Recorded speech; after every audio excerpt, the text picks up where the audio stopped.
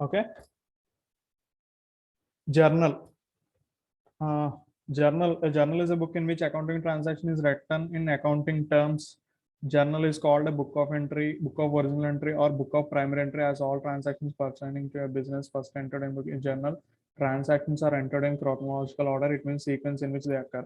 The process of recording the transactions of in the journal is called journalizing, and the entry made in the journal is called journal entry. Okay. Nana, journal heading పెట్టారు కదా మీరు. Yes, sir. So ఈ journal ని book of original entry అంటారు, or else book of primary entry అని కూడా అంటారు. So journal equal to, రాసుకోండి, జర్నల్ ఈక్వల్ టు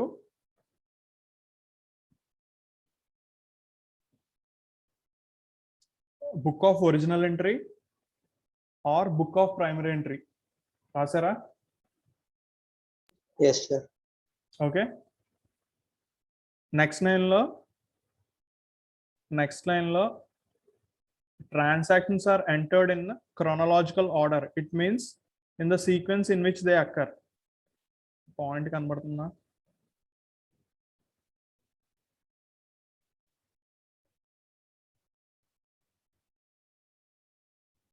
కనబడుతుందా? Yes, sir. Transactions are entered. Transactions are entered in chronological order. It means sequence in which they occur. నానా ఆ పదానికి అర్థం తెలుసు కదా, క్రోనాలజికల్ అంటే చెప్పాను కదా, గుర్తుందా? అంతే సార్ ఒకసారి మేము వాయిస్ బ్రేక్ అవుతుంది, మళ్ళీ ఫస్ట్ నుంచి చెప్పండి సార్. సిగ్నల్ లేదు సార్ అక్కడ. మిగతా వాళ్ళు బాగానే వినపడుతున్నానన్నా? వినపడుతుంది సార్, బాగానే వినపడుతుంది. ఓకే నాన్న, అయితే సరే. Transactions are entered in chronological order. Chronological order అని తెలుసు కదా, it means the sequence in which they occur, వరుసగా. Okay. And next, the process of recording the transactions in journal is called journalizing. Journalizing అంటే ఏ పద్ధతిలో అయితే మనం transaction రాస్తున్నామో దాన్ని జర్నలైజింగ్ అంటాము. అండ్ అందులో ఏమైతే ఎంటర్ చేస్తామో దాన్ని జర్నల్ ఎంట్రీ అంటాం. వెరీ సింపుల్, అర్థమైంది కదా? జస్ట్ టెర్మినాలజీ గుర్తుపెట్టుకోండి. జర్నలైజింగ్ అంటే ఏంటి? సర్లే రాసేసుకో. ద జర్నలైజింగ్ నెక్స్ట్ పాయింట్ లో రాసుకుంటున్నానన్నా? Yes, sir. Journal is equals to enter push point. ఇదిగో book of original entry or book of primary entry. Okay sir. Third point ఇప్పుడు చెప్తున్నారు ఏంటి సార్? ఇప్పుడు థర్డ్ పాయింట్ చెప్తున్నాను చూడు. జర్నలైజింగ్, ఇంకో ఇది జర్నలైజింగ్. అదొకటి రాసుకోవాలి sir. Journalizing is the process of recording the transactions in journal. Okay sir. రాస్తావా? రాసినాం sir. Journalizing is the process of recording the transactions in the journal.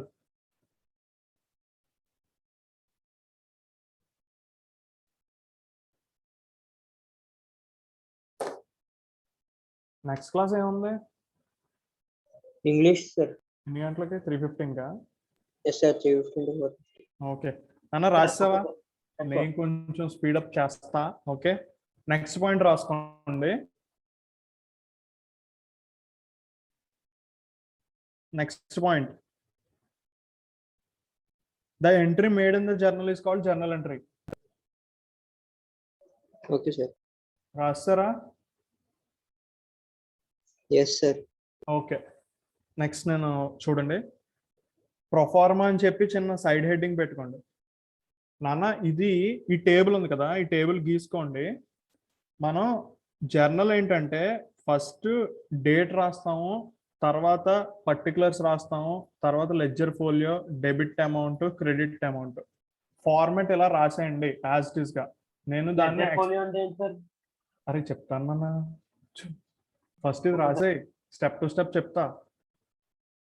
ఈ ఫార్మాట్ ఉంది కదా, ఈ ఫార్మాట్ ఉంది కదా, ప్రొఫార్మా అని పెట్టి ఈ ఫార్మాట్ ఎలా రాసే, జస్ట్ గీసే ఫాస్ట్ గా. టేబుల్ గీమా సార్? టేబుల్ గీ ఫాస్ట్ గా. స్ట్రక్చర్. ఓకే. నన్ను డౌట్స్ అడగండి, నేను మొత్తం చెప్పేశాక అప్పుడు అడగండి, ఈ ఒక్క రోజు అలాగా. సరేనా?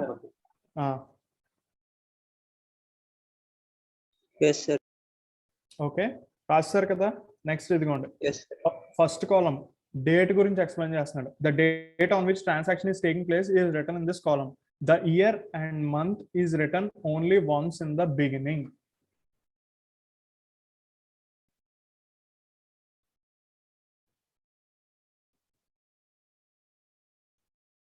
నాన్న డేట్ అంటే తెలుసు కదా, ట్రాన్సాక్షన్ ఏ రోజు రాస్తున్నాం ఆ రోజు రాసేస్తాం. ఆ ట్రాన్సాక్షన్ ఆ జర్నల్ ఎంట్రీ ఏ డేట్కి సంబంధించిందో ఆ డేట్ రాస్తాం, దాంట్లో స్పెషల్ ఏం లేదు. సరేనా? నెక్స్ట్ పర్టికులర్స్ ఇది రాయమా సార్ డేట్ కాలం? వద్దు నాన్న వద్దు, నేను చెప్తానులే. అంటే డేట్ అంటే మీకు గుర్తుండిపోద్ది కదా, అవసరం లేదు.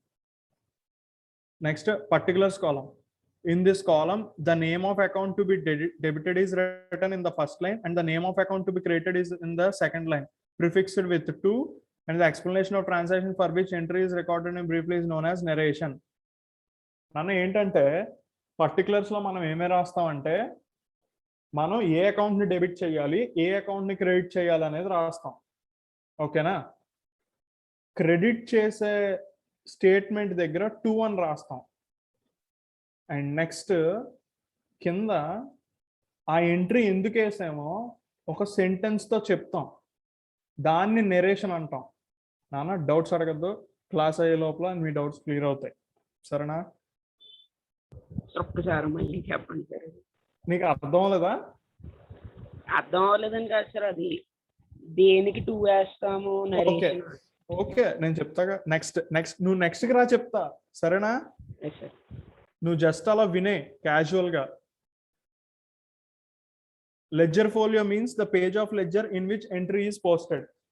నాన్న మనం రాసేవన్నీ పుస్తకాల్లో రాస్తాం. జర్నల్ అని ఒక పుస్తకం ఉంటుంది, లెడ్జర్ అని ఒక పుస్తకం ఉంటుంది. ఓకేనా?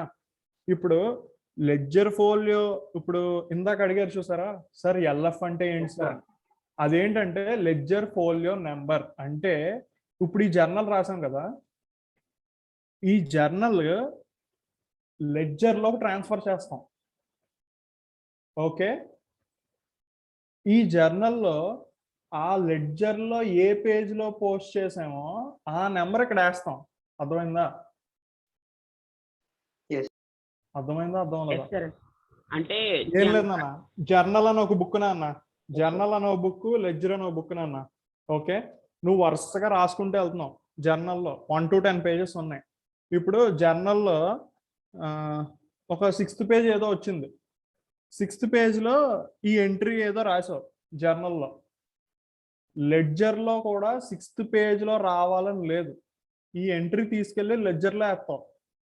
ఓకేనా? అది వేరే పేజ్ నెంబర్లో ఉంటుంది. సో అది ఏ పేజ్ నెంబర్లో వేస్తున్నావు ఇక్కడ రాసుకుంటావు. జర్నల్లో రాస్తాము సార్. లెడ్జర్ సింపుల్ గా జర్నల్ లోనేమో ఓపెన్ చేద్దాం. లెడ్జర్ పేజ్ నెంబర్ రాస్తాం సార్, లెడ్జర్ లో ఏమో జర్నల్ పేజ్ నెంబర్ రాస్తాం. అంతే. అర్థమైందా? సార్ అర్థమైంది. అర్థమైందా? సార్ ఏం లేదు ఈ క్వశ్చన్ అంటే లెడ్జర్ ని ఏ పేజీలో అయితే ఎంటర్ చేసామో జనరల్ లో రాసుకుంటాం సార్. అంతే. అర్థమైందా నాన్న? మిగతా వాళ్ళు సార్ అర్థమైంది. ఫాలో అయ్యారా? ఫాలో అవ్వకపోయినా కింద ఎంట్రీ ఉంది, ఎంట్రీతో మీకు క్లారిటీ వచ్చేస్తుంది. Debit amount column. In this amount the amount debited is return against the debit entry. డబ్బులు ఎంత ఉన్నాయో ఆ అమౌంట్ రాస్తాం డెబిట్ ప్లేస్ లో. క్రెడిట్ ప్లేస్ లో డబ్బులు ఎంత క్రెడిట్ చేయాలో ఆ అమౌంట్ రాస్తాం. Okay? Note, according to the principle of double entry system, both debit and credit aspects of the transaction are recorded in journal. Actually double entry bookkeeping system ఉంది కదా, దాని ప్రకారం ఏంటంటే అదే డెబిట్ ఎంత చేస్తామో క్రెడిట్ కూడా అంతే చెయ్యాలి. ఓకే నాన్న? ఇదిగోండి నాన్న జర్నల్ ఎంట్రీ ఎలా రాయాలో. ఫార్మాట్ చూసుకో. సార్ విఆర్ అని ఉంది, అదేంటి? విఆర్ అంటే ఏంటంటే నాన్న, మనం చదివాం చూసారా ఫస్ట్ లో వోచర్ ఆర్ రిసీట్ అని.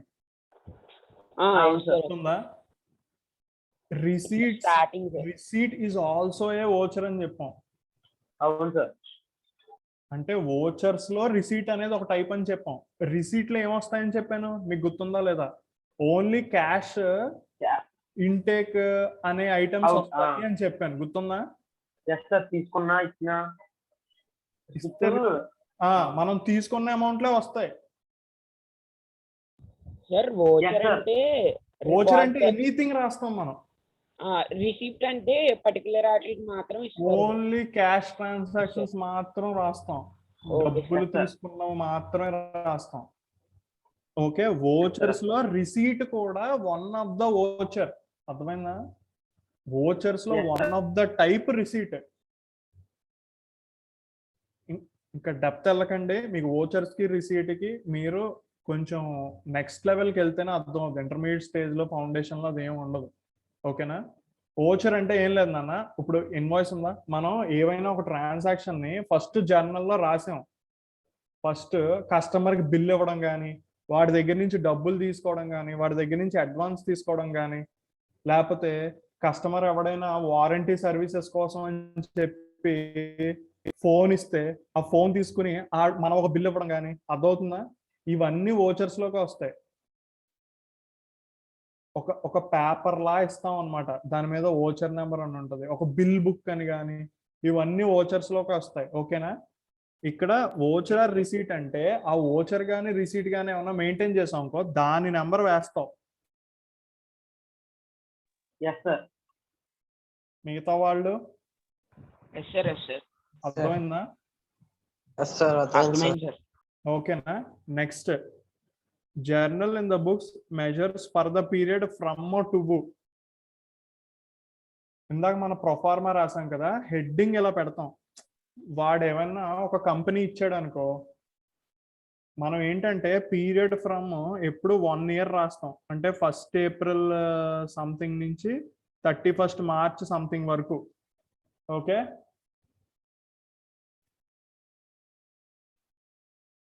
పీరియడ్ అనేది మనం అక్కడ ఉన్న సిచ్యువేషన్ బట్టి రాసుకుంటూ ఉంటాం. ఒక్కొక్కసారి ఏంటంటే ఆ బుక్ మంత్కే పెట్టుకున్నాం అనుకో, ఈ మంత్లీ జర్నల్ ఎంట్రీస్ అన్ని ఈ బుక్ లో రాయాలి. అలా మంత్లీ వైజ్ పెట్టుకునే వాళ్ళు ఉంటారు. కొంతమంది ఈ ఇయర్ మొత్తానికి ఒక బుక్ చాలు అనుకుని ఇయర్ మొత్తం రాసేసుకుంటారు. ఓకే, అర్థమవుతుందా? జర్నల్ అనేది ఒక బుక్. ఆ బుక్ లో మనం వరుసగా నెంబర్స్ రాసుకుంటూ ఏ రోజు ఏ డేట్ నా ఏమేమి ట్రాన్సాక్షన్స్ జరిగినాయి అవన్నీ రాసుకుంటూ వెళ్తాం. అది అకౌంటింగ్ లో ఎలా చెప్పారో అలా రాసుకుంటూ వెళ్తాం. అర్థమైందా? ఇప్పుడు చెప్పినా నాన్న, journal in the books heading రాయాలి సార్ ప్రతి జర్నల్ కి. ఇది రాయాలి నాన్న, ఇది జస్ట్ ప్రొఫార్మా నాన్న, కంపల్షన్ ఏం కాదు సార్ ఇలా రాయాలి అని కాదు. మనం ఏంటంటే బయట ఇలా చేసినప్పుడు ఇలా రాస్తాం. Okay sir. అర్థమైందా? అంటే Okay, సార్ డబ్బులు కూడా ఇస్తారు నేను ఈ సార్ లైన్ రోజు. రాయకపోతే నా మార్క్స్ తీసేస్తారా అంటే తీరు. అది సార్. బట్ ప్రెజెంటేషన్ ఏంటంటే ఓకే వీడు బాగా చేస్తున్నాడు, వీడికి అన్ని పాయింట్లు మర్చిపోకుండా రాస్తున్నాడు, ఒక ఇంప్రెషన్ క్యాచ్ అవుద్ది. అర్థమైందా? Yes sir. అది ఓకే. నెక్స్ట్ నాన్న, డేట్ గురించి చెప్పాను, ఓచర్ రిసీట్ గురించి చెప్పాను. నెక్స్ట్ పర్టికులర్స్ చెప్పాను కదా. Yes sir. Next ledger folio number చెప్పాను కదా. డెబిట్ ప్లేస్ లో డెబిట్ అమౌంట్ రాస్తాం, క్రెడిట్ ప్లేస్ లో క్రెడిట్ అమౌంట్ రాస్తాం. ఇప్పుడు నాన్న మొన్న నేను కొన్ని ఎంట్రీస్ పైన డెబిట్ చెప్పండి కింద క్రెడిట్ చెప్పండి అని చెప్పాను, చూసారా? అవును సార్. అది as it Yes, is sir. ఈ స్ట్రక్చర్ లో రాయడాన్నే జర్నల్ ఎంట్రీ అంటాం.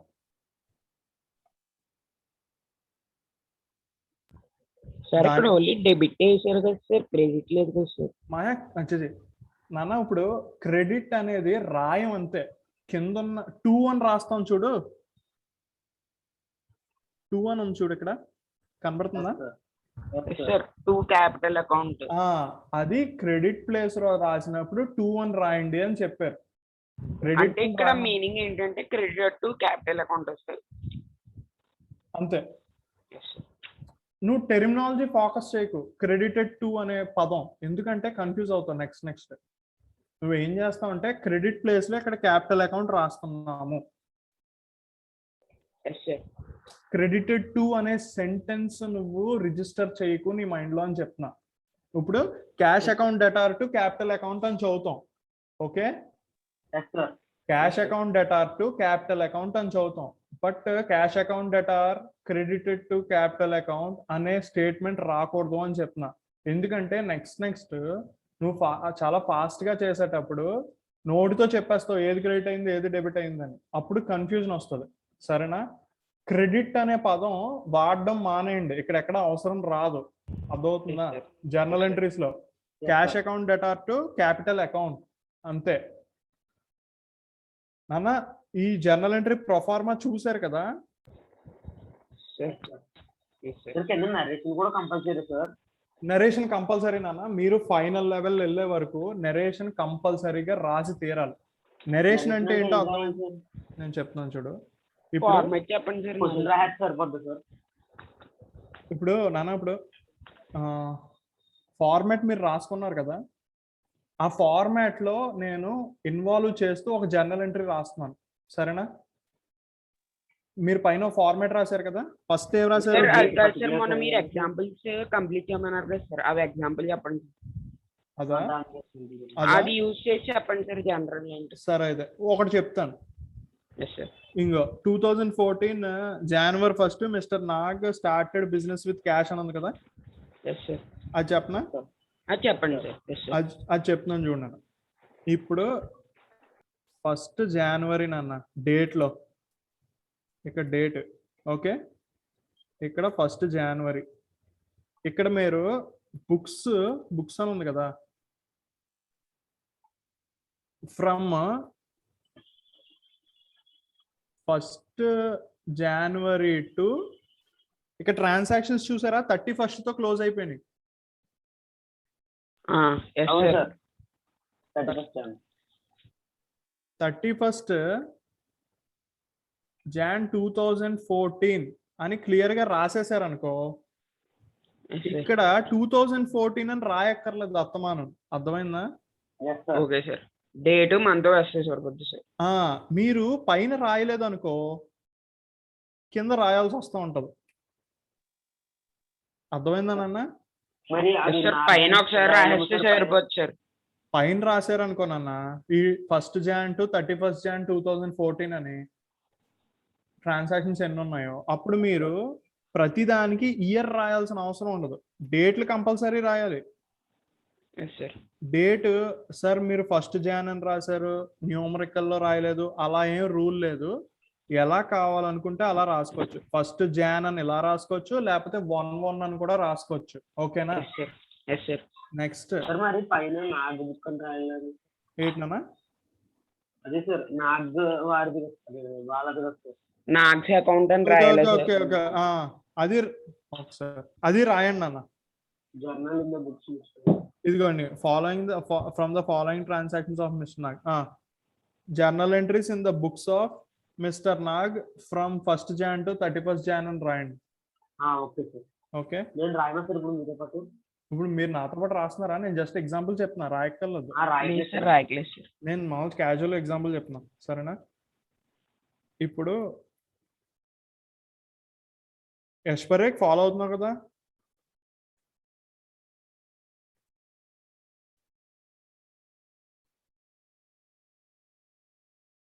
డెబిట్ రూపీస్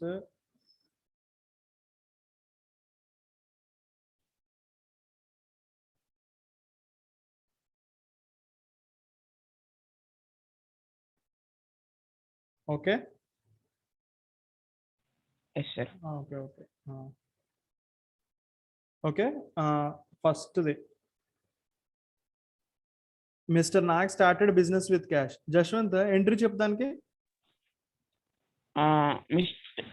సార్ ఒకసారి సార్ పర్సనల్ డేట్ వేసారు సార్, పర్టికులర్స్ సార్, ఓచర్ కానీ రిసీట్ ఏమీ లేవు, వాళ్ళు అవి ఏమి ఇవ్వలేదు కాబట్టి ఏం రాయం మనం. ఓకే, పర్టికులర్స్ అన్నా ఈ కాలమ్స్ కంపల్సరీ అని కాదు, నేను ప్రాక్టీస్ కోసం వేసాను. అర్థమైందా? మీరు కూడా ఫార్మెట్ లో ఇలా ఇన్వాల్వ్ చేస్తూ ఉండండి. మీరు కావాలనుకుంటే మీకు ఎక్స్పీరియన్స్ పెరిగాక ఆ కాలమ్ ని మీరు రిమూవ్ కూడా చేసేయచ్చు. Okay, mister Nag commercial business ఎన్ని అకౌంట్స్ ఉన్నాయి చెప్పు? Cash business cash mister Nag sir. Okay, mister Nag అనేది క్యాపిటల్ కదా? Yes sir, capital account sir. Mister capital account cash sir. Mister Nag సొంత బిజినెస్ ఇది. Yes sir. Mister Nag started a business. Business owner start చేసినప్పుడు capital కింద వస్తుంది అని చెప్పా. వాడి పేరు రాయాలి, లేకపోతే వాడి పేరు రాయాలంటే మిస్టర్ నాగ్స్ క్యాపిటల్ అకౌంట్ అని రాయాలి. Yes sir. అలా రాసుకోకుండా మనం జనరల్ గా క్యాపిటల్ అకౌంట్ అని రాస్తాం. ఇక్కడ ఏం జరుగుతుంది, బిజినెస్ లోకి క్యాష్ వస్తుంది. Yes sir. ఎంట్రీ చెప్పు. మిస్టర్ నా capital account cash account debtor to capital account అంటే first Yes, debit sir. Cash account debtor to capital account sir. Cash account debtor to capital cash account debtor to capital account నాన్న. Okay, yes sir. Amount ఎంతది? 45,000 sir. 45,000. 45,000 ఇక్కడ, కింద 45,000. ఈ అమౌంట్లు ఎక్కడ రాయాలంటే నాన్న, ఇంకో క్యాష్ అకౌంట్ ఉంది చూడు, Sir. ఈ స్ట్రైట్ గా ఈ 45,000 రాయాలి, క్యాపిటల్ అకౌంట్ కి ఈ స్ట్రైట్ గా ఈ 45,000 రాయాలి. Okay sir. ఓకేనా? ఇప్పుడు ఎస్ సార్. ఎంత డెబిట్ అయితే అంతే క్రెడిట్ అవుతుంది కదా సార్. అంతే, మనం ప్రతి చోట డెబిట్ టోటల్ వాల్యూ ఎంత అవుతుందో క్రెడిట్ టోటల్ వాల్యూ కూడా అంతే వేయాలి. ఓకేనా? నెక్స్ట్ నరేషన్ నాన్న. బిజినెస్ స్టార్టెడ్ అని రాస్తే సరిపోద్ది sir. Being Nag as a owner started his business by started his business. రాయాలి సార్. మన ఇష్టం, అంటే మన స్టేట్మెంట్ ఎందుకు రాసామో అర్థం అయ్యేలా రాయాలి. ఆ ట్రాన్సాక్షన్ ఎందుకు జరిగిందో రాయాలా సార్? ఓ పని చేయి, ఇదే డైలాగ్ లేకపోతే మళ్ళీ రాసే ఏంటంటే, being Nag as a owner commenced his business with capital. English అంటే వాడు క్వశ్చన్లు ఇచ్చింది మళ్ళీ రాయమా సార్? అరే ఇంగ్లీష్ నీ ఇష్టం మామ, అర్థమైందా? నాకేం అర్థం అవ్వాలి, ఆ ఎంట్రీ ఎందుకు రాసావో నేను నెరేషన్ చూసి అర్థం చేసుకోవాలి. ఇప్పుడు అకౌంట్స్ తెలియనోడు ఉంటాడా? అకౌంట్స్ రానోడు ఉంటాడు కదా అన్న, వాడు నెరేషన్ చూసుకుని అర్థం చేసుకోవాలన్నమాట ఎంట్రీని. అర్థమైందా? అర్థమైంది కదా? ఇంగ్లీష్ మీరు రాసుకోండి, నేను అది నేర్పించిన స్టేట్మెంట్ అక్కడ ఏం రాయాలి, ఇక్కడ ఏమన్నా. ఇప్పుడు చూడు, ప్రతి నరేషన్ కి ఫస్ట్ బీయింగ్ అని రాయాలి సార్. బీయింగ్ అని రాయాలి ప్రతి నరేషన్ కి. Okay, next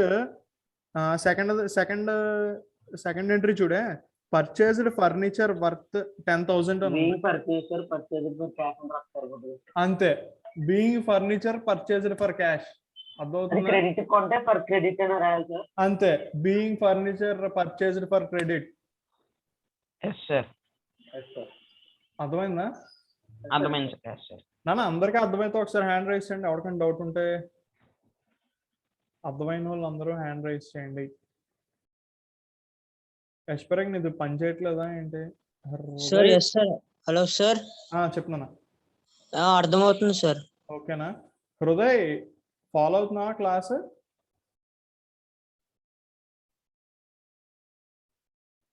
Hriday at least text చేయి, మెసేజ్. జశ్వంత్ బాసు, దేవకుమార్, యశ్వరక్ అర్థమవుతుంది కదా? Yes sir. అర్థమవుతుంది సార్. ఓకే, హ్యాండ్స్ లోవర్ చేయండి. నాన్న ఎంట్రీస్ రాసే విధానం ఇది. ఇక్కడ నేను ఇంకొక ఎంట్రీ రాస్తా చూడు.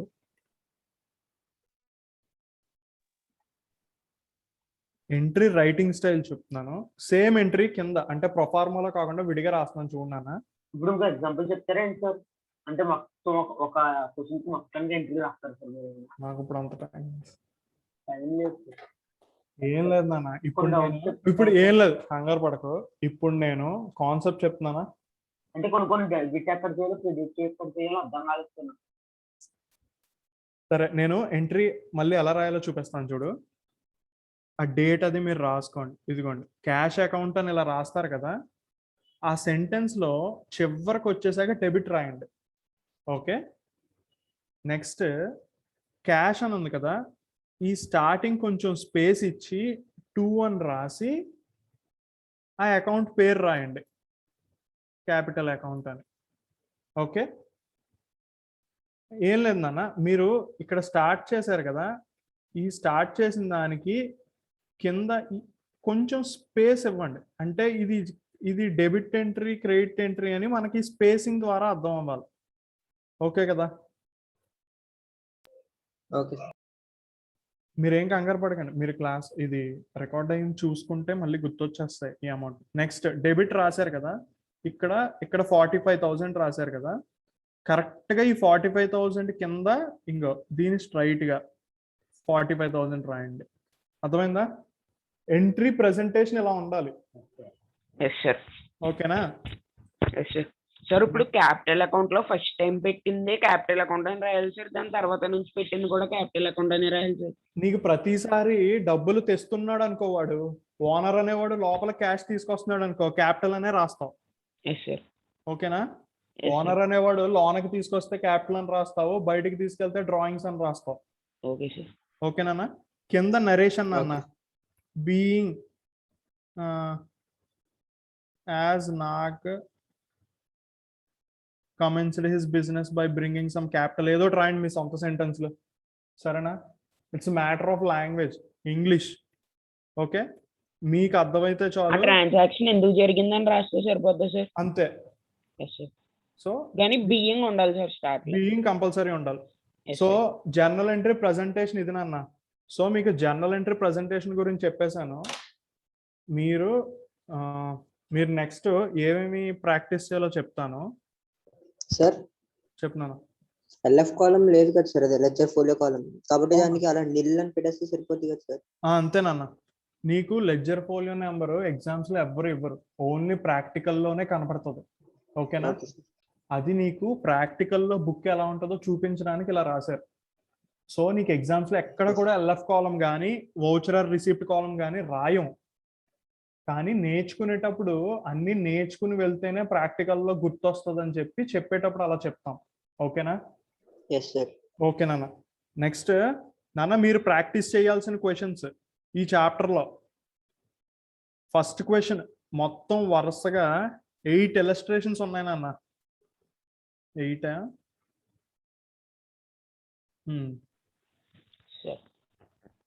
ఫస్ట్ 3 ఉన్నాయి కదా సార్. 3 విత్ ఆన్సర్స్ ఉన్నాయి. ఓకే, మిగతా 8 వితౌట్ ఆన్సర్స్ ఉన్నాయి. Yes sir. మీరు ఇవన్నీ ప్రాక్టీస్ చెయ్యాలి. మీరు నాకు మండే మీ బుక్స్ లో నేను చూస్తా, అంటే వీడియో ఆన్ చేసి నేను ఏ మండే క్లాస్ ఉంటుందా సార్? నాకు తెలియదు ఆ రోజు నా క్లాస్ ఉంటుందో లేదో, మీకు ఎగ్జామ్ ఉండొచ్చు.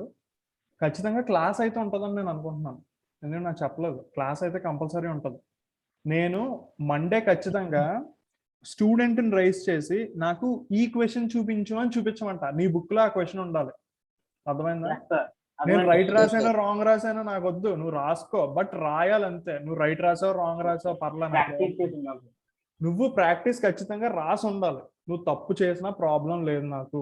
నువ్వు ఖచ్చితంగా అరే జశ్వంత్ నీకు ఇదేంటది అడిషనల్ క్వశ్చన్స్ లో 8th క్వశ్చన్ చూపించు అంటే నువ్వు ఓపెన్ చేసి సార్ ఇదిగో సార్ ఈ 8th క్వశ్చన్ అని, 8th క్వశ్చన్ లో ఈ ఎంట్రీ ఏమని రాసావు చెప్పు అంటే నువ్వు చెప్పేయాలి చూసి. అర్థమైందా? నీకు అది బుక్ లో ఉంటేనే రాయగలవు, చెప్పగలవు అంత ఫాస్ట్ గా. గెస్ చేసి చెప్పకూడదు అన్న, ఆల్రెడీ రాసి ఉంటేనే నువ్వు చెప్పగలగాలి.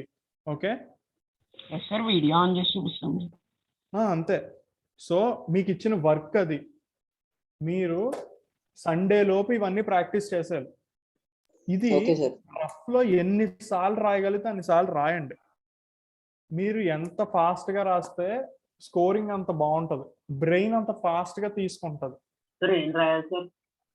ఇవి నాన్న ఈ ప్రాబ్లమ్స్. సార్ ప్రాక్టీస్ చేయమన్నారు అంతేనా సార్? చెప్పినా 3 ఇల్లస్ట్రేషన్స్, అదే ఇల్లస్ట్రేషన్ 2, 3 కూడా రాయమంటారు సార్, లేకపోతే ఉన్న problems unsolved 1, 2, 3 and next extra questions ఉన్నాయి కదా 1 to 8. Yes sir. అవి అన్ని రాయాలి. Okay sir. Okay sir. మీరు ఇవి రాయక్కర్లేదు, మీరు ఇది ఆల్రెడీ రాసేసారు కదా. ఎస్ సార్, అది ఫస్ట్ ఉన్నప్పుడు దానికి రాసేసారు నాన్న. నేను ఈ ఫార్మాట్ లో అవి ఏమన్నా చెప్పానా? చెప్పలేదు సార్. నాకు ఆ ఫార్మాలో మీరు ఎలాగైతే చెప్పారో ఈ మ్యాటర్ మేము అలాగా అంతే అంతే అలా రాయాలి. నామినల్ అకౌంట్ స్టార్టింగ్ మీరు చెప్పింది ఏమి ఇన్వాల్వ్ చేయట్లేదు కదా సార్. ఇదిగో నాన్న, ఇదిగో ఎగ్జాంపుల్ చూడు. పోనీ నెక్స్ట్ ప్రాబ్లం చూడు, వీడు ఎలా రాశాడో కనపడుతుందా? ఎస్ సార్ సేమ్ అలా రాస్తే సరిపోతుంది. Yes sir. సేమ్ అలా మొత్తం ఈ 3 ప్రాబ్లమ్స్ తర్వాత వచ్చిన 8 ప్రాబ్లమ్స్ మొత్తం అన్ని రాయాలి నాకు. Yes sir. Sir okay sir. Sir first మీరు ఇప్పుడు మిస్టర్ నాగా ఇవి ఉన్నాయి కదా సార్, అది కూడా రాయాలి కదా సార్. రాయాలి. Yes sir. Total 11 sir. Total 11. Yes sir. ఓకేనా? సార్ ఇవి చాలా ఇంకో 3 ప్రాబ్లమ్స్ ఉన్నాయి ఇవ్వనా? ఎస్ సార్ ఇవ్వండి సార్. ఇవి చేస్తాను సార్. Okay sir. ఈ రోజు ఒక 5 రేపు ఒక 5 సార్ ఒక డ్రాయింగ్స్ అకౌంట్ కి ఏదైనా ఎగ్జాంపుల్ ఇవ్వండి సార్ ఒకసారి.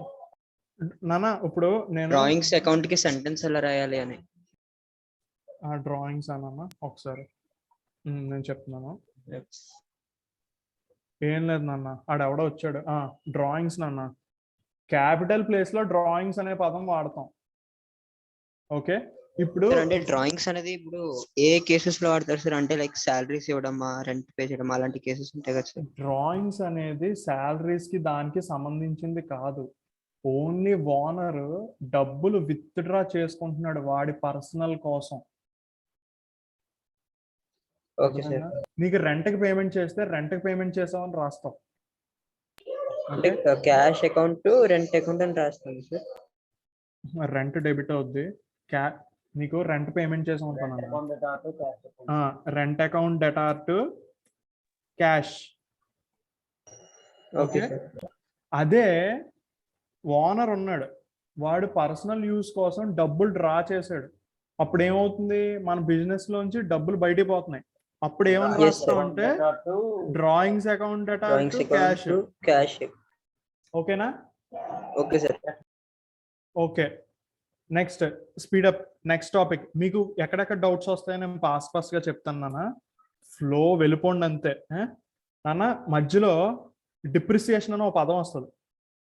డిప్రిసియేషన్ అంటే ఏంటంటే ఒక వస్తువుని వాడుతుంటే అరుగుతుంది కదా. Yes sir. డిప్రిసియేషన్. మనం ఒక ఫోన్ వాడుతున్నాం కదా, ఫోన్ వాడడం వల్ల అరుగుతూ ఉంటది ఎంతో కొంత. హ్యాంగ్ అవ్వడం అవి అంటే ఫోన్ కానీ లేకపోతే ఏమన్నా ఆర్నమెంట్ కానీ ఏమన్నా ఏదన్నా అరుగుతూ ఉంటది. ఆ అరిగేదాన్ని మనం అకౌంటింగ్ లో ఏం చేస్తామంటే, ఇప్పుడు ఫోన్ ఒక 100 రూపాయలు ఉందనుకున్నాను, మనం డిప్రిసియేషన్ అని చెప్పి ప్రతి నెల ఒక 10 రూపాయలు తగ్గిస్తూ ఉంటాం. అప్పుడు నెక్స్ట్ ఇయర్ 90 రూపీస్ అవుతుంది. 1 ఇయర్ కదా సార్? ప్రతిరోజు సార్? ఇయర్లీ వన్స్ తగ్గిస్తాం నాన్న. Okay sir. ఓకే, అలాగా ఒక రేట్ పెట్టుకుంటాం మనం. ఒక్కొక్క ఐటమ్కి ఒక రేటు పెట్టి అది అసెట్ వాల్యూలోంచి తగ్గిస్తూ ఉంటాం. Depreciation is caused due to wear and tear of the object. అంటే ఇప్పుడు బండి ఉంటుందా, బండి తీసి వాడేస్తూ ఉంటాం, పార్ట్లు అరిగిపోతూ ఉంటాయి. సో దాని వాల్యూ కూడా తగ్గిపోతూ ఉంటది కదా. బిజినెస్ కూడా వాడుకున్నాం ఆ ఐటమ్ ని. సో దాన్ని మానిటరీలో కన్వర్ట్ చేస్తారు, ఎంతైతే బిజినెస్ కి వాడుకున్నావా అని చెప్పి. దాన్ని కొన్ని మెథడ్స్ ఉంటాయి, ఆ మెథడ్స్ ద్వారా తగ్గిస్తూ ఉంటాం. దాన్ని డిప్రిసియేషన్ అంటాం. అర్థమైంది కదా? అదోపైన రికార్డింగ్ లో చూడండి. Next point, bad debts. Bad debts అంటే ఏంటో నాన్న, మొన్న ఒకటి చెప్తాం. మన దగ్గర నుంచి డబ్బులు ఇవ్వకుండా సరుకు తీసుకెళ్ళిపోయాడు, డెటార్స్. ఓకే, వాడు ఐసీయూలో ఉన్నాడు, గుర్తుందా ఎగ్జాంపుల్? వాడు చచ్చిపోయాడు. వాడు చచ్చిపోతే వాడి తరపున డబ్బులు ఎవడో ఇస్తానని చెప్పలేదు. అప్పుడు ఏంటి, ఆ డబ్బులు పోయినట్టే. దాన్ని మనం ఎక్స్పెన్స్ గా తీసుకోవాలి. Business expense. ఇది లాస్ ఏనా, బిజినెస్ ఎక్స్పెన్స్ గా తీసుకోవాలి. నువ్వు లాస్ అని అనుకున్నా పర్లేదు. ఓకేనా? Business expense. నువ్వు ఇది యాక్చువల్ గా ఏంటంటే నామినల్ అకౌంట్ నాన్న. ఓకే, ఈ అకౌంట్ లోనే ఉంచి తీసుకుంటున్నప్పుడు నువ్వు లాస్ అనుకున్నా పర్లేదు, ఎక్స్పెండిచర్ అనుకున్నా పర్లేదు. ఎందుకంటే నువ్వు ఆ వ్యూ తీసుకుంటే ఆన్సర్ మాత్రం రైట్ వస్తుంది. ఓకేనా? ఇది నామినల్ అకౌంట్ కి సంబంధించింది బ్యాడ్ డెట్స్ అనేది. అంటే ఇప్పుడు ఎలా అంటే, ఇప్పుడు చెప్తాను చూడు, మనం పర్చేజెస్ ఒక వ్యూ చెప్తున్నాను చూడు. సార్ పర్చేజెస్ అంటే గూడ్స్ లోపలికి వస్తున్నాయి సార్, అది రియల్ అకౌంట్ కదా సార్ అన్నారు. అర్థమైందా? యాక్చువల్గా ఏంటంటే పర్చేజెస్ అనేది నామినల్ అకౌంట్. ఎలా సార్? ఎందుకంటే ఖర్చు అంటే పెడుతున్నామా sir? Incomes and gains create అయ్యే ఐటమ్ అది. Yes sir. అంటే నీకు పర్చేజ్ అది ఎక్స్పెన్స్ ఉంది కదా, పర్చేజ్ సేల్ ఉంది కదా. ఎక్స్పెన్స్ ఏమో డెబిట్ అవుతుంది, సేల్స్ డెబిట్ అవుతుంది. ఇవి యాక్చువల్గా ఏంటంటే కొంచెం కన్ఫ్యూజింగ్ టాపిక్, ఎలాబరేటెడ్గా చెప్పాలి. ఎలా అంటే నీకు పర్చేజ్ ఉందా, ఎస్ సార్. పర్చేజ్ అనేది ఎక్స్పెన్స్ కింద, సేల్స్ అనేది ఇన్కమ్ ఇన్కమ్ కానీ తీసుకుంటాం. ఇవి నామినల్ అకౌంట్లోకి వస్తాయి. Yes sir. బట్ మీరు ఊహించుకునేటప్పుడు రియల్ అకౌంట్గా ఊహించుకున్నా సరే ఆన్సర్ రైట్ అవుతుంది. సో మీరు భయపడద్దు, కంగారు పడద్దు. మీరు ఎంట్రీలు రాస్తుంటే తెలుస్తుంది. మీరు ఇప్పుడు పర్చేజెస్ చేశారనుకో, యాజ్ ఏ నామినల్, నీకు బ్యూటీ ఆఫ్ అకౌంట్స్ ఏంటో తెలుసా? ఎంట్రీ ఒకటి డెబిట్ కానీ క్రెడిట్ కానీ కరెక్ట్గా గెస్ చేస్తే రెండోది ఖచ్చితంగా రైట్ అయిపోతూ ఉంటుంది. Yes sir. ఆటోమేటిక్గా రైట్ అయిపోతుంది. అందుకే సైంటిఫిక్ రూల్స్ అని అన్నారు. ఓకేనా? ఇప్పుడు నువ్వు పర్చేస్ చేసావునన్నా, ఓకే, పర్చేస్ చేసినప్పుడు ఏమవుద్ది? పర్చేజ్ వస్తుంది, క్యాష్ పోతుంది, అవునా? ఇప్పుడు నామినల్ అకౌంట్ రేంజ్లో తీసుకో, ఇది ఎక్స్పెన్స్. నామినల్ అకౌంట్ ఫార్ములా ఏంటి? Golden rule. Yes sir. All expenses and losses are debit sir. Debit అది all credit all expenses incomes and and losses, gains. Credit all incomes and gains. అవునా? ఇక్కడ purchases నువ్వు goods కింద ఊహించుకున్నావు. Goods కింద ఊహించుకున్నా సరే నీకు asset what comes in వచ్చి debit అవుద్ది, అవునా? Debit what comes in, credit what goes out sir. నువ్వు పర్చేసెస్ నువ్వు గూడ్స్ కింద తీసుకున్నా సరే డెబిట్ వాట్ కమ్స్ ఇన్ కాబట్టి ఇది పర్చేసెస్ డెబిట్ ప్లేస్ లోనే అంటే వస్తుంది. పర్చేసెస్ అవునా? చేసి లోపలికి వస్తున్నాయి సార్, అది డెబిట్ కింద తీసుకున్నా. అలా తీసుకున్నా అంతే. ఇలా తీసుకున్నా డెబిట్ వస్తుంది సార్. డెబిటే వస్తుంది. Yes so sir. మీరు జర్నల్ ఎంట్రీ రైటింగ్ అది తీసుకోవద్దు. ఎందుకంటే అది నామినల్ అకౌంటా, అది పర్చేజెస్ లేకపోతే రియల్ అకౌంట్ అనే దాని డెప్త్ ఫౌండేషన్ లో చాలా ఎక్స్ట్రీమ్ లో ఉంటుంది. మీకు ఎలా ఈజీగా ఉంటే ఆ విధంగా తీసుకోండి పర్చేజెస్ ని, సేల్స్ ని, ఓకేనా? యాక్చువల్ గా అయితే purchase sales nominal accounts. Yes sir. అర్థమవుతుందా? Yes sir. బ్యాడ్ డెట్ అనేది మనం ఎక్స్పెండిచర్, మనకి లాసే. యాక్చువల్గా అయితే ఎక్స్పెండిచర్. నువ్వు లాస్ అని తీసుకున్నా సరే నీకు రాంగ్ రాదు. అర్థమవుతుందన్న? Yes sir. Yes sir. Bad debts loss తీసుకున్నా పర్లేదు, ఎక్స్పెండిచర్ తీసుకున్నా పర్లే. బట్ నువ్వు ఏం తీసుకున్నా ఆన్సర్ రైటే వస్తుంది. ఎలాగో చెప్పిన, ఇప్పుడు పర్చేజెస్ చూసావా, నువ్వు అసెట్ అనుకున్నా, నామినల్ అకౌంట్ అనుకున్నా రైటే వచ్చింది, చూసావా? అవును సార్. బ్యాడ్ డెట్స్ కూడా అలాగే వస్తుంది, నువ్వు ఏం తీసుకున్నా పర్లేదు. సో నీకు బ్యాడ్ డెట్స్ అనేది ఎక్స్పెన్స్ అనే విషయం చెప్పాను, నీకు అర్థమైంది కదా? Yes sir. Yes sir.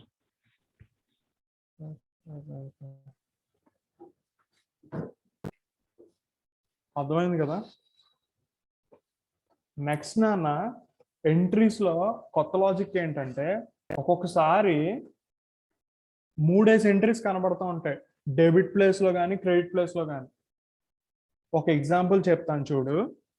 ఇప్పుడు నాగ్ ఉన్నాడు కదా, Nag commenced business with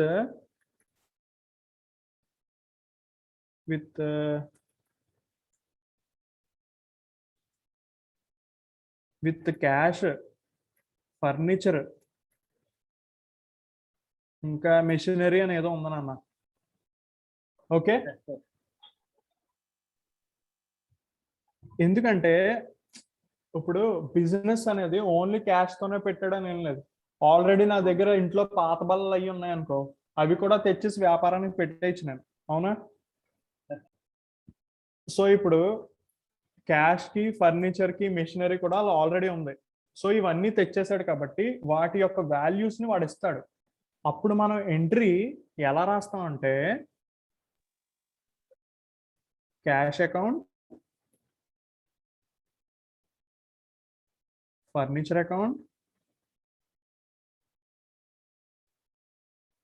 machinery account to capital account. అర్థమవుతుందా? Yes sir. ఇప్పుడు ఎగ్జాంపుల్ Sir, చెప్తున్నాను చూడు. ఇంకో క్యాష్ ఒక 1000, ఫర్నిచర్ 2000, ఇది 3000. ఎప్పుడు గుర్తుపెట్టుకోండి, పైన యొక్క టోటల్స్ అంటే డెబిట్ ప్లేస్ లో ఉన్న టోటల్స్, క్రెడిట్ ప్లేస్ లో ఉన్న టోటల్స్ ఈక్వల్ అవ్వాలి. అంటే ఇది 3000, 2000 అంటే మొత్తం ఇక్కడ 6000 రావాలి. Yes sir. ఓకేనా? ఇంకొకటి చెప్తున్నాను చూడండి నాన్న, మీరు ఇలాంటి ఎంట్రీ రాయడానికి కన్ఫ్యూజ్ అవుతున్నారు అనిపించింది అనుకో, విడగొట్టేయండి ఎంట్రీస్ ని. ఎలా అంటే క్యాష్ తీసుకొచ్చాడా, cash account 1000 to capital account capital account. 1000. Okay, next entry చెప్పు. Furniture account to capital account 2000. అంతే, సూపర్. అంటే ఒకే డేట్ లో ఉంటే Machinery అలా account. విడగొట్టేసేసి డేట్ ఒకటి పెట్టచ్చు సార్. ఒకటే పెట్టేసి రాసేయాలి. నీకు ఒకటే పెట్టి రాసినప్పుడే ఇలా వస్తుంది సింగిల్ ఎంట్రీ కింద. అర్థమైందా? డిఫరెంట్ డేట్స్ లో ఉంటే డిఫరెంట్ ఎంట్రీస్ వేస్తావు. Yes sir. ఓకేనా? ఇలా నెక్స్ట్ వన్ విడగొట్టండి. Machinery account capital account Machinery 3000 account, అలా capital రాయాలి. account. అంతే నాన్న. నెక్స్ట్ వచ్చి మనం పర్చేస్ చేస్తాం కదా సరుకుని, Yes, sir. గూడ్స్ ని. Yes sir. మనం మళ్ళీ మనకు వస్తువులు సరిగ్గా లేవని చెప్పి తిరిగి మనం ఎవరి దగ్గర కొన్నాం వాడికి ఇచ్చేసాం అనుకో, రిటర్న్ ఇచ్చేస్తాను సార్. దాన్ని పర్చేజ్ రిటర్న్ అంటాం. పర్చేజ్ రిటర్న్ అంటే ఏంటి? గూడ్స్ పోతాయి మన నుంచి, అంటే అవునా? మన నుంచి Yes, గూడ్స్ sir. పోయి మళ్ళీ క్యాష్ రిటర్న్ వచ్చేస్తుంది సార్. క్యాష్ ఇచ్చేస్తే క్యాష్ రిటర్న్ ఇచ్చేస్తాం. క్యాష్ వచ్చేసింది అన్నాడు అనుకో, అంటే ఏం లేదన్న, ఇప్పుడు కొందరు ఉంటారు గూడ్స్ రిటర్న్ ఇస్తే కొందరు క్యాష్ ఇచ్చేస్తారు, కొందరు ఏమంటారు రీప్లేస్మెంట్ అంటారు. అలా ఏదో ఒకటి జరుగుద్ది. ఆ వచ్చే దాన్ని బట్టి రాస్తావు నువ్వు. ఓకేనా? అంటే purchase return account to cash ఇస్తే క్యాష్ అకౌంట్ అని రాయాలి సార్. అరే, పర్చేజ్ రిటర్న్ టు క్యాష్ అంటే అర్థం ఏంటి? కాదు సార్, కాదు. అలా అంటే అప్పుడు క్యాష్ వెళ్ళిపోతున్నట్టు సార్. అది అర్థమైందా? అంతే కదా cash sir. Cash to purchase return అని రాయాలి. క్యాష్ అకౌంట్ అంతే. Purchase return account. క్యాష్ అంటే మనకి ఎవరైనా రిటర్న్ ఇస్తే అలా రాయాలి సార్. ఇప్పుడు ఇప్పుడు ఇప్పుడు చూడండి, పర్చేజ్ రిటర్న్ ఏ అకౌంట్ లో వస్తుంది సార్? రియల్ అయినా సార్? లేదు నాన్న, నామినల్.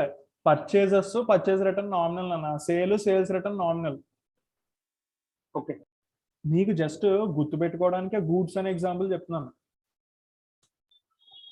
నువ్వు అదే పెట్టేసుకున్నా నీకు ఆన్సర్ రైటే వస్తుంది. రాసేటప్పుడు మాత్రం నామినల్ అకౌంట్ అని రాయాలి. నీకు అకౌంట్స్ ఎక్కడ స్పెసిఫై చేయరు, ఇది ఏ అకౌంటో చెప్పు, ఇది ఏ అకౌంటో చెప్పు అని ఎక్కడ చెయ్యరు. ఇది స్టార్టింగ్ స్టేజ్ కాబట్టి నీకు కాన్సెప్ట్ క్లారిటీ ఉండాలి కాబట్టి ఆ విషయం చెప్తున్నాను. నీకు జర్నల్ ఎంట్రీ ఫ్రేమింగ్ మీద ఎక్కువ కాన్సన్ట్రేట్ చేయి, సరేనా?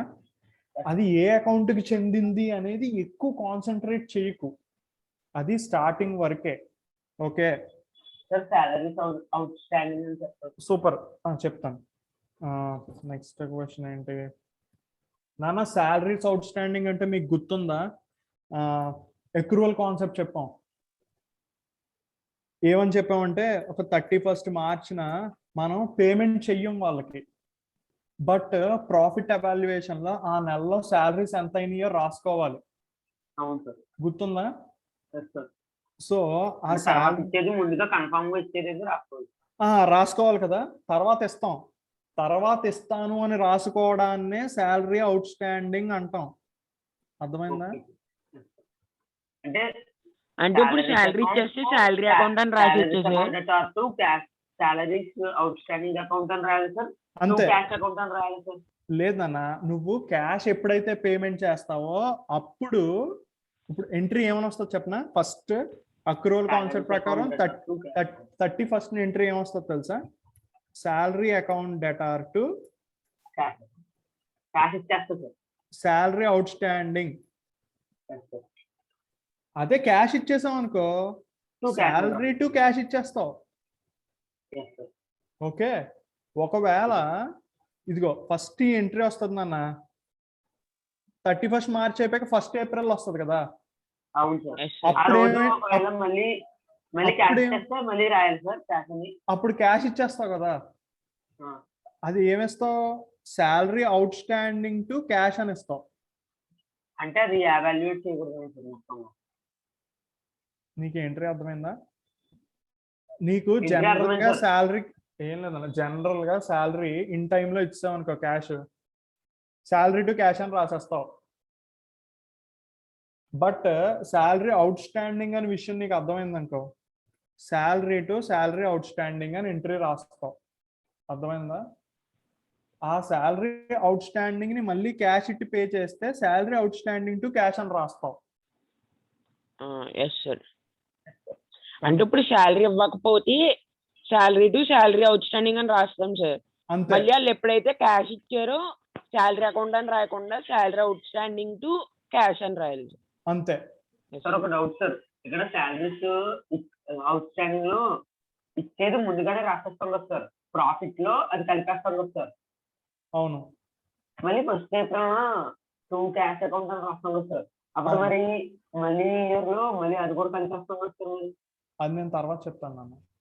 ఇప్పుడు అవసరం లేదు సార్ అది. నీకు ఈ అడ్జస్ట్మెంట్స్ ఫైనల్ గా కరెక్ట్ ప్రాఫిట్ రావడానికి రాస్తా ఉంటాం. సో Yes, నీకు sir. ఎక్కడ తప్పు జరగదు అనమాట. ఓకేనా? Okay sir. Okay sir. Sir నీకు ఇంకోటి చెప్తాను, నువ్వు అంటే ఇంట్రెస్ట్ అలౌడ్ బై డౌట్ అర్థమైంది. Interest allowed interest allowed, interest ఉంది కదా నాన్న, ఇంట్రెస్ట్ కమిషన్ నాన్న, ఇవి ఏంటంటే మనకు వచ్చేవి ఉంటాయి, మనం పే చేసేది ఉంటది. మనకు వచ్చేదైతే ఇన్కమ్, మనం పే చేసేది అయితే expense. Okay, sir. Interest commission మనకి వచ్చేదైతే ఇన్కమ్, మనం పే చేసేదైతే ఎక్స్పెన్స్. అర్థమవుతుందా? ఇంట్రెస్ట్ కమిషను, బ్యాంక్ ఉంది, బ్యాంకులో డబ్బులు దాచుకుంటే మనకి ఇంట్రెస్ట్ వస్తుంది, అది ఇన్కమ్. ఓకే, ఒక్కొక్కసారి అది క్యాష్ రూపంలో ఇవ్వచ్చు, లేకపోతే వేరే ఏదైనా విధంగా ఇవ్వచ్చు. సో అలౌడ్ అంటే మనకి ఇచ్చినట్ట సార్, ఏంటన్నా ఇవ్వనట్ట సార్. అంటే స్టేట్మెంట్ ఫుల్ గా చదువు నాన్న. Interest allowed by the bank, interest allowed by bank sir. Interest allowed by the bank అంటే బ్యాంక్ మనకి ఇచ్చింది. ఓకే, ఇంట్రెస్ట్ పెయిడ్ బై మీ అయితే ఇంట్రెస్ట్ అంటే మనం పెయిడ్ pay బై మీ చేస్తాం. టు అది బ్యాంక్. అర్థమైంది సార్. అర్థమైంది కదా నాన్న? Interest Yes. Commission same concept. Next discount నాన్న, డిస్కౌంట్ అనే పదం వస్తుంది. డిస్కౌంట్ లో కూడా సేమ్, డిస్కౌంట్ మనం ఇచ్చేది ఉంటది, మనకు వచ్చేది కూడా ఉంటది. ఓకేనా?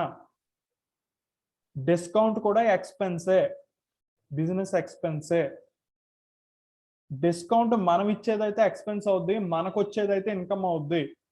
ఓకేనా? ఫాలో అవుతున్నారా? ఎవరన్నా రెస్పాండ్ అవ్వండి. సార్ ఒకసారి మళ్ళీ చెప్పండి సార్. సార్ అది బ్యాంకు మనకి ఇచ్చినప్పుడు మనం బ్యాంక్ ని క్రెడిట్ లో రాయాలి కదా సార్, దానికి ఎవరు సార్? నాన్న సౌమ్య, ఫాలో అవుతున్నావు నాన్న? మనం Yes, sir. ఈ రోజు మనం చాలా ఫాస్ట్ గా వెళ్తున్నాం నాన్న. ఎందుకంటే Yes, sir. మనం మండే ఎగ్జామ్ రాస్తున్నాం. భయపడకు, వీడియో ఒకసారి Okay, మళ్ళీ sir. ప్లే చేసుకుని నేను వీళ్ళ ఎగ్జామ్ కోసం అని చెప్పి కొన్ని క్వశ్చన్స్ ఇచ్చాను, అవి ప్రాక్టీస్ చేయి. Okay, sir. సరేనా? ఒకసారి వీడియో మళ్ళీ చూడు. సరేనా? Okay, sir. నెక్స్ట్ ఏంటన్నా మన డౌట్ ఏంటి? సార్ అంటే ఇప్పుడు బ్యాంక్ నుంచి అది ఇంట్రెస్ట్ అలౌడ్ బై బ్యాంక్ అంటే మనకి ఇచ్చినట్టు వస్తారు బ్యాంక్, బ్యాంక్ మనకి అవును ఇచ్చినట్టు నాన్న. అవును అప్పుడు బ్యాంక్ మనకి గివర్ అవుతుంది కదా సార్. అవును, గివర్ ఎందులో రాస్తారు సార్? క్రెడిట్ లో రాస్తారు. నువ్వు చెప్పు. అవును సార్, క్రెడిట్ లో సార్ రాస్తాం. అవును సార్ మరి అంటే ఇక్కడ బ్యాంక్ అకౌంట్ జర్నల్ లో bank account debtor to interest account అని ఉంది సార్. అరే ఇంట్రెస్ట్ కాదు నాన్న, నీకు ఇంట్రెస్ట్ మనకు వస్తుంది అనుకో, అవును సార్. ఇప్పుడు బ్యాంక్ ఎక్కడ రాస్తావు ఇంట్రెస్ట్ ని? ఇంట్రెస్ట్ ని మనకు వస్తే డెబిట్ లో రాస్తాం సార్. డెబిట్ లో రాస్తావా? ఇంట్రెస్ట్ Credit లో ఇంట్రెస్ట్ గెయిన్ సార్ అంటే క్రెడిట్ లో రాస్తాం సార్. నీకు అర్థమైందా? మరి బ్యాంక్ పర్సనల్ ప్రకారం గివర్ కదా సార్. అవును. సార్ అర్థమైంది సార్. ఓకేనా? Okay sir. ఓకే నాన్న ఓ పని చేద్దాం, మీరు ఈ నాలెడ్జ్ తో మీరు ఎగ్జామ్ రాయండి. Monday detail doubts full clarify చేస్తా, ప్రాబ్లం లేదు. ఎగ్జామ్ మాత్రం ధైర్యంగా అటెంప్ట్ చేయండి, సరేనా? నేను ఇంకో కాన్సెప్ట్ ఏం చెప్తున్నానంటే, డిస్కౌంట్ అనే కాన్సెప్ట్ ఏంటంటే, మన దగ్గర నుంచి ఎవరైనా గూడ్స్ తీసుకెళ్తారు కదా నాన్న, డబ్బులు తర్వాత ఇస్తాను అని చెప్పి, వాళ్ళు ఒక 1000 రూపాయలు గూడ్స్ తీసుకెళ్ళిపోయారు అనుకోనన్నా, ఓకే, తర్వాత వచ్చి 950 రూపీస్తో సెటిల్ చేసేయని కానీ ఇంకంతే పే చేసాడని కానీ చెప్పాడు అనుకో, ఓకే, మనం ఈ 50 రూపీస్ డిస్కౌంట్ ఇచ్చేసామని రాసుకుంటాం. డిస్కౌంట్ అకౌంట్ అని రాయాలి సార్. డిస్కౌంట్ అకౌంట్ అని రాయాలి. అంటే అప్పుడు క్రెడిట్ లో రాయాలి, డెబిట్ లో రాయాలి. డిస్కౌంట్ అనేది ఎక్స్పెన్స్ అయితే ఎక్కడ రాస్తావు, గెయిన్ అయితే ఎక్కడ రాస్తావు? డిస్కౌంట్ Gain మనం అయితే credit ఇచ్చింది లో రాస్తాం ఎక్స్పెన్సా గెయినా? మనం ఇస్తే ఎక్స్పెన్స్ సార్ మనకి. అంతే కదా. అప్పుడు డెబిట్ లో రాస్తావా, క్రెడిట్ లో రాస్తావా? Debit sir.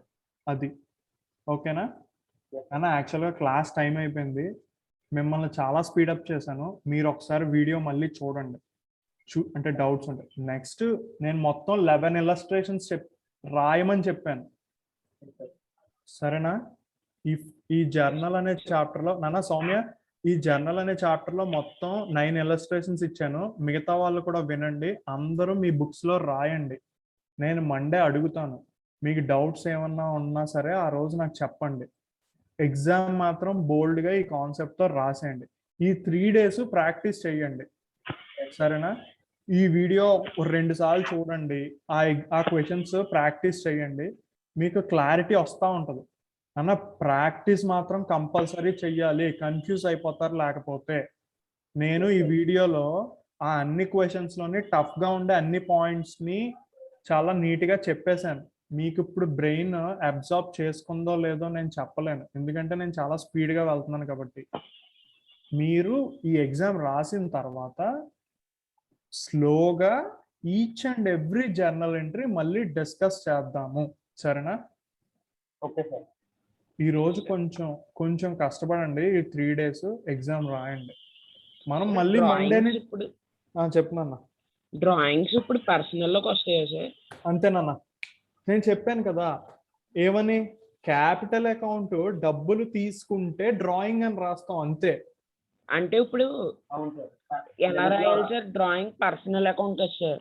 అవును drawings giving sir, receiving sir? నాన్న విత్డ్రావల్ ఆఫ్ మనీ అంటావా? విత్డ్రా అంటే ఏం చేస్తావు? Receiving sir. నువ్వు డబ్బులు తీసుకుంటావు కదా. Yes sir. ఇప్పుడు నీ బ్యాంక్, ఇప్పుడు బిజినెస్ పాయింట్ ఆఫ్ వ్యూలో ఆలోచిస్తావా? క్యాపిటల్ లో డబ్బులు తీసుకెళ్ళిపోతుంది అనుకోనన్నా, ఎస్ సార్. మనకి క్యాష్ పోద్దా? ఎస్ సార్, పోదు సార్. క్యాష్ పోతే క్రెడిట్ లో రాసుకుంటాం, మిగిలింది ఏముంది? Drawings. Debit sir. Drawing sir. Yes sir. ఎవడు తీసుకుంటున్నాడు? Debit the receiver. క్యాపిటల్ తీసుకుంటున్నాడు, వాడికి రాసాయి. నువ్వు టెర్మినాలజీ కాదు, పర్సనల్, రియల్, నామినల్ అనేవి ఉన్నాయి చూడు, అవి బాగా బట్టి కొట్టు. సరిగ్గా ప్రాక్టీస్ లేదు మీకు. మిగతా వాళ్ళు కూడా బాగా చదవండి, ఎగ్జామ్ రాయండి. మార్క్స్ తో మనకు సంబంధం లేదు. మనం మళ్ళీ మండే డీటెయిల్డ్ గా ఎవ్రీ ఎగ్జాంపుల్ మీ చేత చేయిస్తాను. కంగారు పడకండి, సార్ అంటే ఎగ్గొడిసారు ఇవేమో ఆన్సర్స్ చెప్పకుండా అని.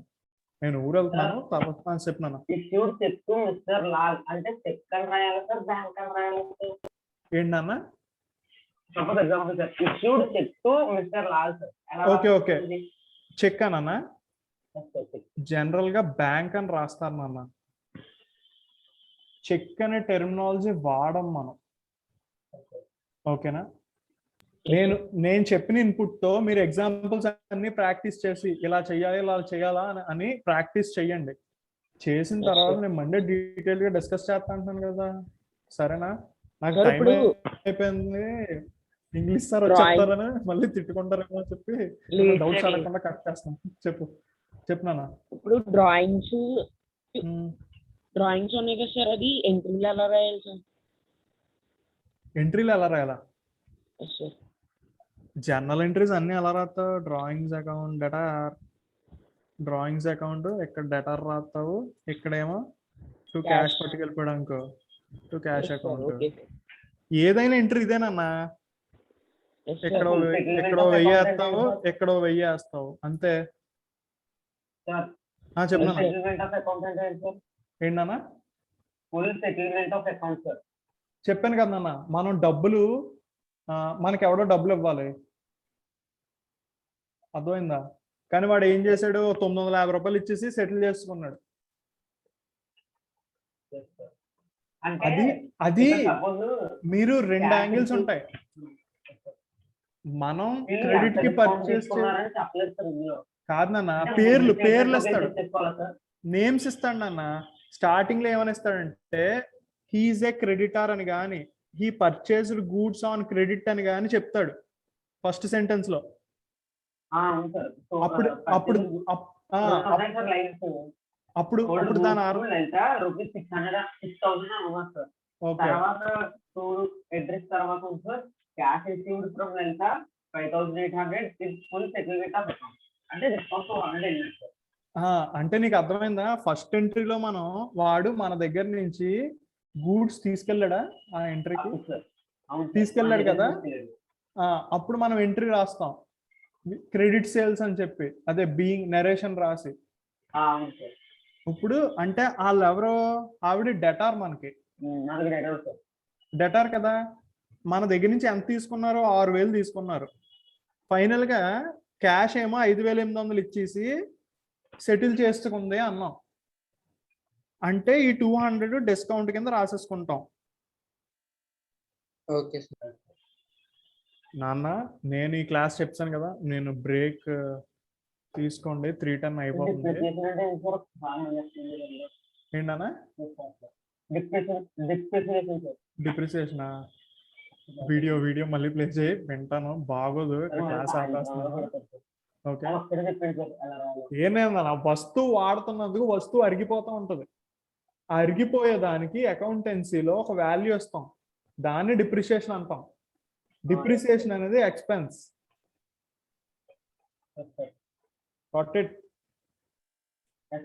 కమిషన్, డిస్కౌంట్, ఇవన్నీ ఎక్స్పెన్స్లు. ఓకే, నామినల్ అకౌంట్ కి వాడతాం కదా గోల్డెన్ రూల్, ఆ అకౌంట్ బేస్ చేసి వాడాలి. నాన్న మీ ఎవరికి డౌట్స్ రాకూడదు అంటే ఖచ్చితంగా ఈ 11 ఇల్లస్ట్రేషన్స్ రాయాలి. నేను మిమ్మల్ని ఎంట్రీ టు ఎంట్రీ అడుగుతా, ఎంట్రీ టు ఎంట్రీ రాయిస్తాను మళ్ళీ. ఓకే, ఓన్లీ ప్రాక్టికల్ ప్రాబ్లమ్స్ కోసం కొత్త బుక్ ఒకటి పెట్టండి సెపరేట్, సరేనా? అది 200 correct pages రాసినప్పుడు కదా సార్? ఏంటన్నా? అది మళ్ళీ మీరు చెప్పినప్పుడు పెడతాం కదా సార్? నెక్స్ట్ క్లాస్ లో పెట్టేయండి. 200 pages సరిపోతుంది సార్. సరిపోతున్నాను, సరేనా? ఇది ఇప్పుడు నుంచి ప్రాక్టికల్స్ మొదలైపోయినాయి కదా. ఇక్కడ మీ చేత థియరీ చెప్తూ, కీవర్డ్స్ చెప్తూ, రన్నింగ్ నోట్స్ చెప్తూ, రఫ్ ప్రాబ్లమ్స్ చేస్తూ ఉంటాను. అందులోనేమోని ఫెయిర్ ఆన్సర్స్ రాయిస్తా, కొట్టివేతలు లేకుండా, సరేనా? అది వేరే దాంట్లో సరేనా నాన్న? ఓకేనన్నా, బాయ్ నాన్న. మీరు ఎగ్జామ్స్ రాయండి, భయపడకండి, ప్రాక్టీస్ చెయ్యండి. నేను చెప్పిన క్వశ్చన్స్ ఉన్నాయి కదా, ఈ చాప్టర్ లో మొత్తం 3 ఇల్లస్ట్రేషన్స్ ఉన్నాయి, నెక్స్ట్ 8 క్వశ్చన్స్ ఉన్నాయి. ఈ 3 ఇల్లస్ట్రేషన్స్ కి ఆన్సర్స్ ఉన్నాయి, అవి చూసి ప్రాక్టీస్ చేయండి. నెక్స్ట్ 8 ఉన్నాయి, 8 ఓన్ గా రాయండి, రాంగ్ వచ్చినా పర్లేదు. ఓకే, ఆ నాలెడ్జ్ అంటే మీ బ్రెయిన్ బాగా షార్ప్ అవుద్ది ఆన్సర్స్ లేకుండా చేస్తే. ఆ షార్ప్ అయిన దాంతో మీరు ఎగ్జామ్ రాయండి. ఎగ్జామ్ రాసిన సాయంత్రం లేకపోతే నెక్స్ట్ రోజు మనం డీటెయిల్ గా ఎగ్జామ్ పేపర్ చేద్దాము. ఈ ఇల్లస్ట్రేషన్స్ కి ఆన్సర్స్ అన్ని రాద్దాం, సరేనా? రేపు క్లాస్ ఉండదు నాన్న. బాయ్ అయితే, bye. Thank you sir. Bye. Bye, all the best first exam. Thank you sir. అందరూ రాయండి, భయపడకండి. Yes sir. Okay, bye. Thank you sir. Yes.